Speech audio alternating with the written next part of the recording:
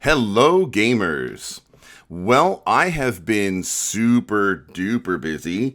As you guys may have noticed, that I barely crank out just one loft character class per day here on YouTube. And there's just other things that this channel is also committed to that have been kind of neglected. So today we're getting back to one of those things, which is Game Master Academy, GM Academy. So today we've got a GM Academy follow-up discussion. In one of my class presentations for GM Academy, the topic came up with one of my students about money and encumbrance and currency. And so, there are different, if you look online, there are different people that play versions of our favorite game who feel differently about encumbrance and stuff like that. So I'm just going to break down kind of what I've always done ever since my style kind of developed in high school and college and beyond, and then what we do in the Loft project, the large online fantasy tabletop, and why. And if you've got thoughts to share about encumbrance and currency, hey, comments down below. And if you subscribe and comment, then you are automatically registered for a free month of Loft, large online fantasy tabletop MMO. So let's check this out here. So when I was growing up in the version of our favorite game that was current at the time, it took 10 coins to make a pound. So this makes it really, really easy. Like 100 coins weighs 10 pounds. 1,000 coins weighs 100 pounds. 20,000 coins weighs 2,000 pounds. Really easy. Just take off the zero or whatever.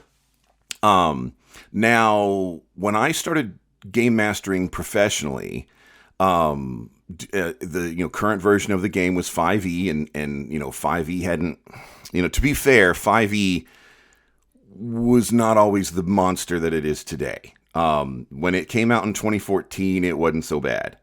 To be fair, it didn't suck from the very first instant, but there's a whole bunch of suck just kind of crept into it. But so I started doing 5e when I started game mastering professionally in 2021. And, I just sort of was used to it for decades. 10 coins equals a pound. And so we're kind of going over some encumbrance things with a party one time. And 5e player kind of pointed out to me that in the player's handbook on page such, and, I looked it up and there it was, in 5e it takes 50 coins to make a pound. And I'm like, what are they, dimes? I mean, that's ridiculous. But anyway, so there's that, okay, I'm like, whatever, we're doing 5e. So when I did 5e for a while longer, for like a couple years longer, from 2021 to 2023, GMing professionally, over 450 games. Yeah. So we did it takes 50 coins to make a pound. Even though I cringe, like, what are they, dimes? But anyway, so 10 coins to make a pound. Well, now when I was in high school and just barely starting college, we were so nerdy that we actually got out calculators and we actually figured out our encumbrance, all the way down to a coin weight.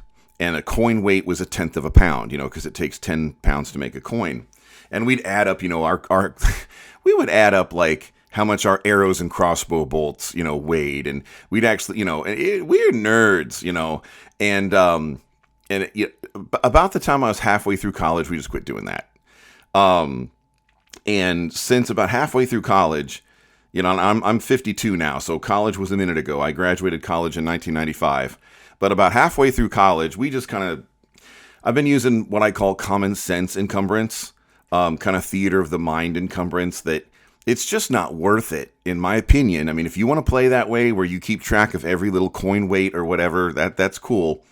We had fun doing it back in the day. It's just that when we were nerdy kids. It's just that after we weren't quite the same nerdy kids anymore, it didn't matter to us so much anymore. It wasn't so much fun anymore. We were looking at other things. But encumbrance is a thing, though.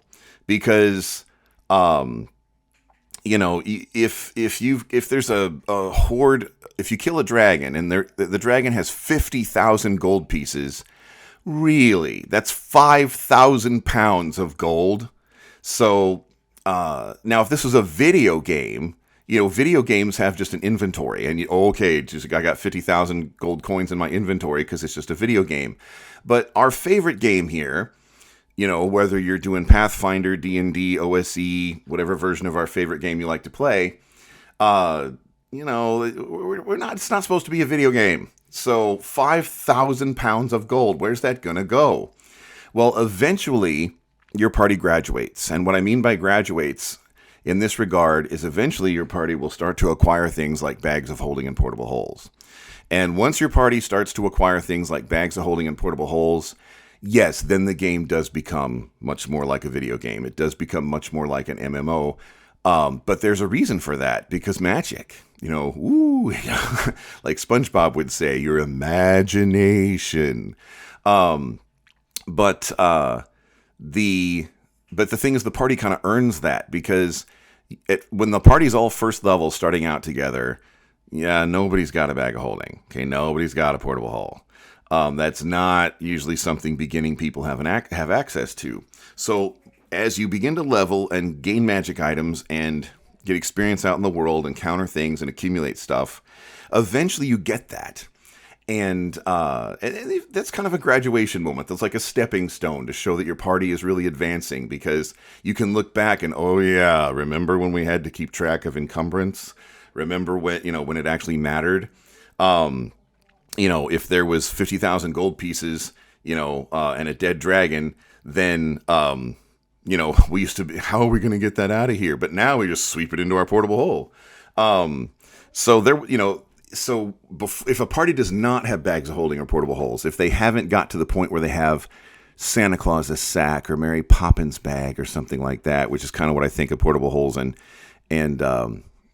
bags of holding as, or like the hole in the old Bugs Bunny Roadrunner type cartoons where you could just slap the hole down and poop there. I think that was the inspiration for the portable hole, really, was the Bugs Bunny Roadrunner cartoons. But your party can look back and think, what was it like before we got? Oh yeah, that was terrible. So generally, we kind of use theater of the mind in terms of encumbrance until things get silly. So I just kind of notice as the DM, it's like, yeah, that's 2,000 copper pieces there. That's 200 pounds. What's your strength score? And what kind of stuff do you already have in your backpack? And do you have any sacks? I'm kind of a stickler about it at lower levels until the party gets their bags of holding and portable holes. And then I lighten up a lot. I tend to run my bags of holding and portable holes really loosey-goosey if you've got them. But if you don't have them, I try to be more realistic, at least in terms of just, you have 10 swords. Where are they? Okay, you've got 1 on each hip. You've got 2 on your back. Where are the other 6? And they're long swords. Oh, one of them's a great sword. Where are these? So I don't add up the weight anymore. I don't, get out a calculator or anything. Or these days, if people are doing 5e, they'd have D&D Beyond calculate their encumbrance, spreadsheet style. But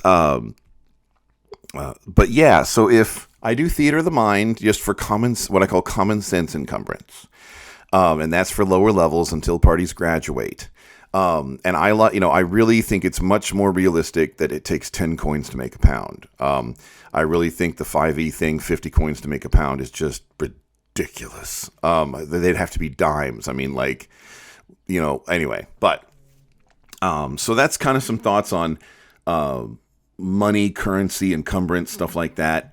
If you've got any thoughts or questions about money, currency, encumbrance, then, leave comments in the doobly-doo down below. And I will work very hard to get more of these kind of videos out as well. And the other kinds of videos that we do on this channel, so like GM Academy feedback like this, and other things that we do. I've got some things lined up that need to be reviewed as well. So in the meantime, I will see you around the gaming table.